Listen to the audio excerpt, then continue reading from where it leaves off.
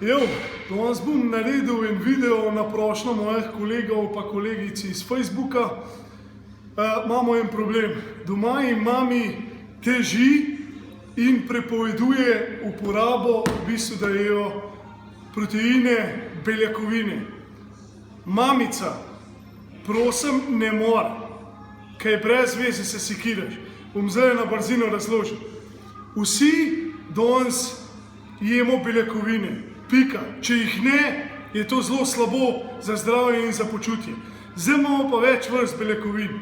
Se pravi, lahko pridobljene z jajca, z mesa, z mleka. In to so beljakovine, ki so pridobljene iz mleka, iz sirotke. In naj povem še eno stvar. To je daleč najbolj kvalitetna stvar, ki jo vaš otrok konzumiral.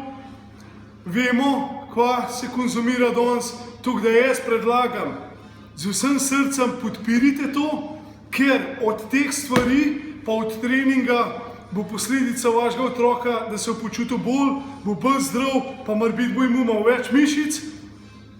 Vse druge stvari, ki jih konzumira, pa vemo, kam pripeljejo. Tako da jaz bi še enkrat premislil, pa ne bi nekaj dolgovezil.